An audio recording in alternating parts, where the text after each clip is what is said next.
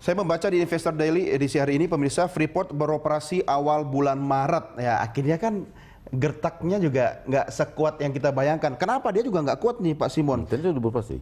40% ini konsentrat kapasitasnya, ya. Dia tetap akan produksi. Artinya begini, kalau kita bicara dari sisi bisnis, ya kan, kepentingan bangsa, ya, ini sebenarnya bisa ada win-win solution. Tapi tadi kan Anda katakan, tetap kita harus melakukan persiapan, bukti-bukti, surat untuk yang tadi menyatakan default itu kan. Kenapa sampai hari ini pemerintah belum keluarin surat itu?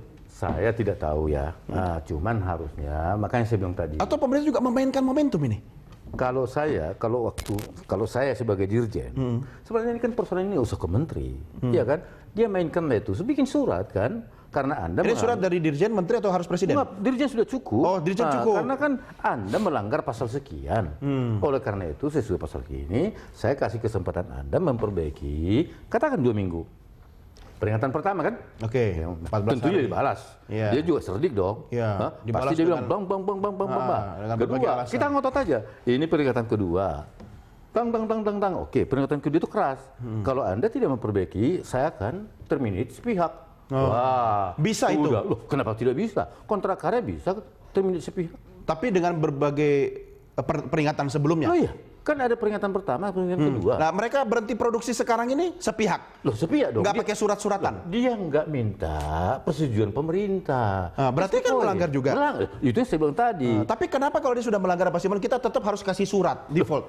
Kan sesuai kontrak karya memang harus begitu, harus menyatakan apa yang dilanggar, pasal mana yang dilanggar. Jadi ini modal buat nanti ke arbitrase juga gitu. Oke. Makanya kita harus kepala dingin dan cerdas. Iya. Saran saya sebenarnya begini. Libatkanlah pengacara negara kita, Kejaksaan Agung. Di sana banyak ahlinya kok, ahli hukum, ya kan? Ya seperti Pak Himanto juga ahli hukum internasional. Betul. Untuk menghadapi sekarang ini, ya kan? Nah, untuk melengkapi informasi data yang kita miliki dalam rangka persidangan nanti kalau terjadi. Ya termasuk pengacara. Oh iya dong. Dan biaya berperkara kan? Harus ada. Berapa sih habis kira-kira? Kami dulu kalau nggak salah ya, seingat saya itu kalau nggak salah waktu itu sekitar $5 juta. 5 juta dolar, kecil lah dibanding dengan. Ya sekarang tentunya mungkin sudah lebih. Ya, 2 kali lipatnya ya kira-kira ya. Katakanlah 10. Ya. Saya mau tanya ke Prof. Hikmanto. Prof. Hikmanto, kira-kira kalau proses di arbitrase internasional itu seperti apa sih? Apakah memang memakan waktu lama? Apakah persidangan itu bisa bertele-tele? Argumentasinya sangat keras, kuat, dan tarik-menarik. Kira-kira apa yang harus kita lakukan untuk mempersiapkan diri? Yang pasti gini, kalau proses berarbitrase memang biasanya lama begitu ya, bisa setahun, bisa 2 tahun. Tetapi bisa juga cepat kalau misalnya di level apakah misalnya boleh exit atau misalnya lembaga arbitrase itu memeriksa perkara ini gitu ya, dalam konteks eksepsinya itu bisa cepat gitu ya. Ini akan sangat bergantung. Tapi seperti tadi Pak Simon katakan, kalau persiapan kita tentu bukti-bukti itu harus kuat gitu ya, harus ada semua dan lain sebagainya. Kadang-kadang kita ini suka lemah karena buktinya tidak ada. Yang kedua, memang harus disewa lawyer yang memang sudah berpengalaman. Dalam negeri atau lawyer internasional?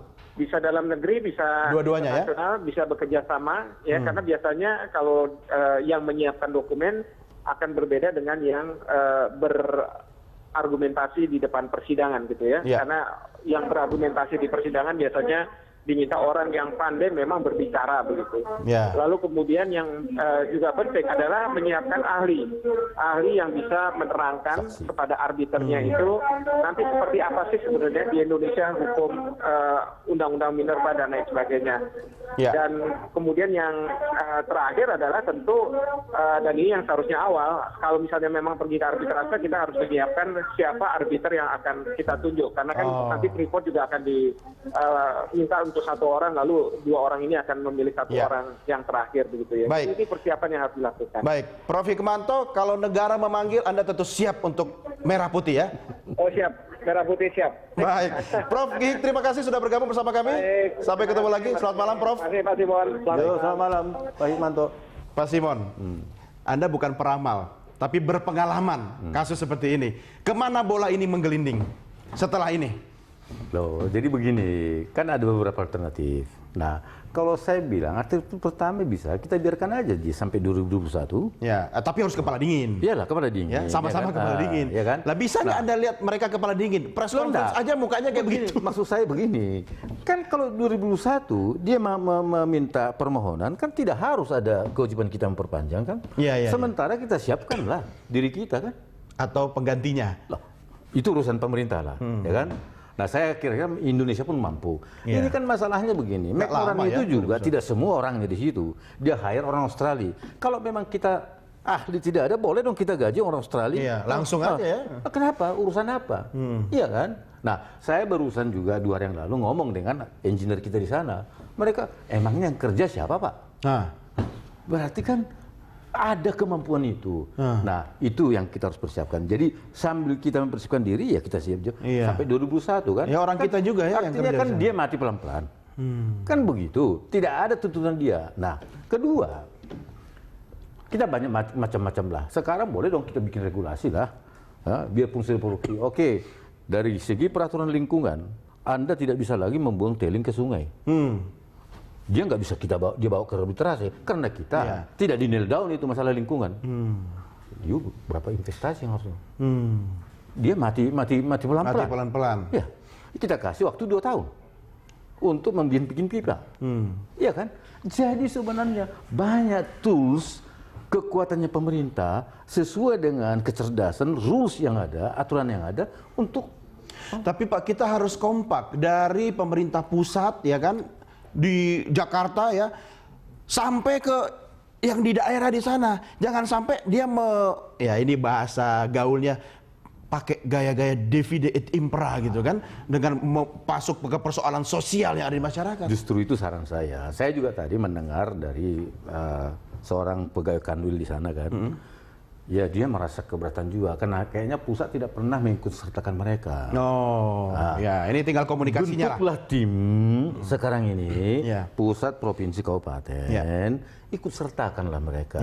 Sehingga mereka tidak tahu dari koran. Ini perlu sekali nih. Ya, karena mereka adalah tangan-tangan kita yang bisa berbahasa dengan kawan-kawan kita yang bekerja di sana. Iya kan? Setuju, Pak Simon. Itu harus ditempuh lah. Baik. Ya kan? Makanya saya bilang, pemerintah juga di samping mempunyai kekuatan hukum, argumentasi, harus cerdas. Jangan emosi. Iya, kepala dingin. Kepala dingin. Baik, kita dukung pemerintah. Pak Simon, terima kasih. Terima kasih. Selamat malam. Sampai ketemu lagi. Ya, dan pemirsa, inilah akhir jumpa kita dalam Prime Time Talk. Sesaat lagi Anda dapat menyimak Connect 360 dan jangan lupa Anda bisa mengirimkan informasi, kritik dan saran pada kami. Email kami di redaksi@berita1.tv. Jangan lupa Anda juga bisa follow kami melalui Twitter, Facebook, YouTube, dan Instagram. Saya Doni The Kaiser dan rekan-rekan yang bertugas hari ini mengucapkan terima kasih, selamat malam, sampai jumpa. Merdeka!